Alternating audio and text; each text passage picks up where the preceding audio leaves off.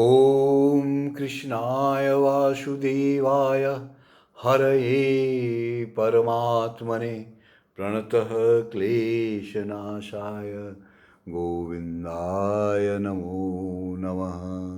ॐ जटिने दण्डिने नित्यं लम्बोदरशरीरने कमण्डलो निस्सङ्गाय तस्मै ब्रह्मात्मने नमः। भक्तगण सादर प्रणाम।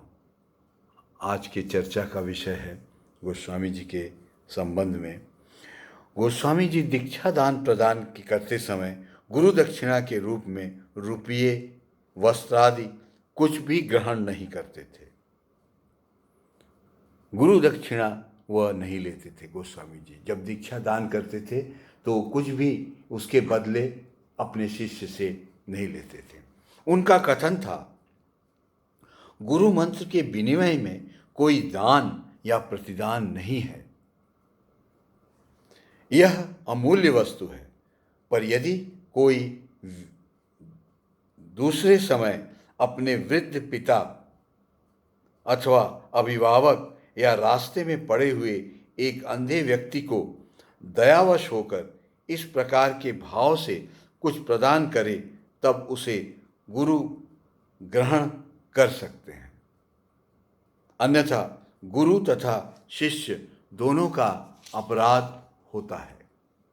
उनके इस नियम के अनभिज्ञ एक शिष्य ने दीक्षा लेने के बाद दक्षिणा के रूप में कुछ अर्थ प्रदान किया।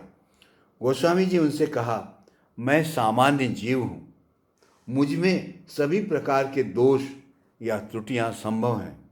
मेरे किसी व्यवहार में यदि ऐसी कुछ इच्छा व्यक्त हो गई है कि मैं याचना कर रहा हूँ, तो मेरी इस त्रुटि के लिए आप मुझे क्षमा करें। अर्थ की प्रत्याशा में मैं कभी दीक्षा नहीं देता। दीक्षा के विनिमय में यदि कोई अर्थ आदि लेते या देते हैं तो वे दोनों नरकग्रस्त होते हैं। केवल अयाचित अर्थात बिना मांगे हुए दान से आश्रम का सब कार्य चलता है। इसलिए अर्थात अतिथि, अभ्यागत, दर्शक, साधक आदि भोजन के समय जो भी उपस्थित रहता है उसे आश्रम से भोजन कराया जाता है। इसके ऊपर गोस्वामी प्रभु ने गीता का एक श्लोक उद्धृत करके शिष्य से कहा। गीता में श्री कृष्ण जी ने कहा है, अन्यांतिश्रितो ययन्तो मा ये जनाः पूर्यपासते तेषां नित्याम अभियुक्तानाम योगक्षेमं वहाम्यहम्। भक्तगण याद रखिए, योगक्षेमं वहाम्यहम् अर्थात जो लोग अनन्य भाव से मेरे दिव्य स्वरूप का ध्यान करते हुए निरंतर मेरी पूजा करते हैं, उनकी जो आवश्यकताएं होती हैं उन्हें मैं पूरा करता हूँ और जो कुछ उन्हें उनके पास है उनकी रक्षा करता हूँ। देखिए कितना बड़ा एक गोस्वामी जी का अभयदान है। मैं उनकी जो सामान है, जो उनके पास है, उनके पास जो भी सामान है उनकी रक्षा भी करता हूँ, और जो मेरे ऊपर आश्रित हैं मैं उनकी आवश्यकताओं का पूर्ण करता हूँ, उनकी आवश्यकताओं को पूर्ण करता हूँ। उपरोक्त कथन जिस प्रकार गोस्वामी जी के जीवन में साकार होता दिखा है वैसा अन्यत्र दुर्लभ है। गृहस्थों को नित्य गोस्वामी जी गृहस्थ के लिए 5 यज्ञों का विवरण दिया है और इसके करने का आग्रह किया है। गृहस्थों के लिए नित्य 5 यज्ञों का अनुष्ठान करना चाहिए। यह धर्म की नींव है। जो इसको नहीं करता उसमें धर्म का पालन नहीं हो सकता है। जिस घर में यह यज्ञ नहीं होता वहाँ धर्म नहीं रह सकता है। पंच यज्ञ में पहला है देव यज्ञ। देव यज्ञ माने उपासना, होम, प्रार्थना आदि। दूसरा है ब्रह्म किंबा ऋषि यज्ञ, इसमें शास्त्रादि धर्म ग्रंथ का पाठ होता है। तीसरा पितृयज्ञ, श्राद्ध, तर्पण, श्रद्धा अर्पण आदि। और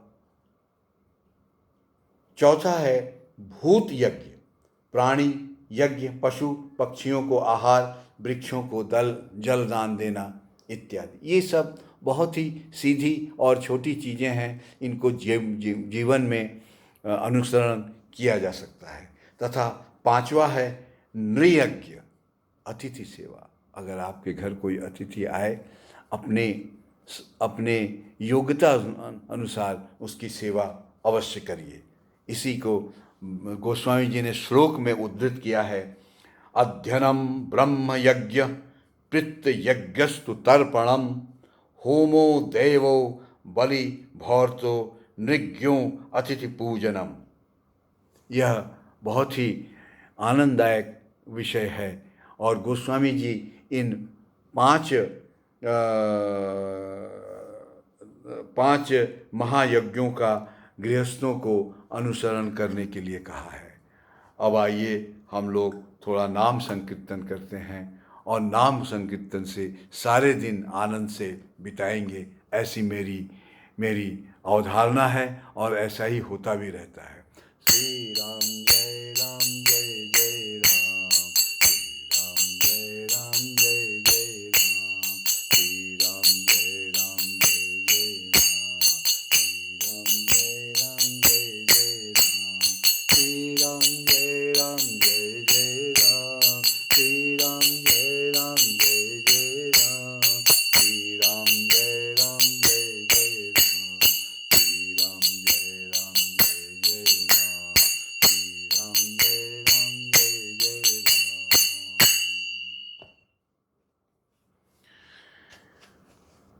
भक्तगण, एक बार फिर आपको सभी को सादर प्रणाम। और तुलसीदास के एक दोहे से मैं अपना वक्तव्य समाप्त करूंगा। विनय न मानत जलधि जड़, विनय न मानत जलधि जड़, गए 3 दिन बीत, और बोले राम सकोप तब, भय बिनु होत न प्रीत। भक्तगण, इस संसार में रहने के लिए केवल दीनता और विनीत विनम्रता ही नहीं रहना चाहिए। जो शठ है, जो दुष्ट है, उसको रामचंद्र जी कह गए हैं बिनु भय होत न प्रीत। इसलिए इस दोहा को भी कहीं लिख के रख दीजिए, ये जीवन में बड़े काम का दोहा है। एक बार फिर मैं इसका रिपीट करता हूँ। विनय न मानत जलधि जड़, समुद्र जब श्री रामचंद्र जी की बात नहीं मान रहा था, तब श्री रामचंद्र जी ने कहा था, विनय न मानत जलधि जड़, 3 दिन गए बीती, और बोले राम सकोप तब, राम सकोप से कहा, बिनु भय होत न प्रीत। अतः उनको टॉलरेट मत कीजिए, उनके ऊपर विनम्रता मत कीजिए, उनको भय दिखाइए। जय श्री राम।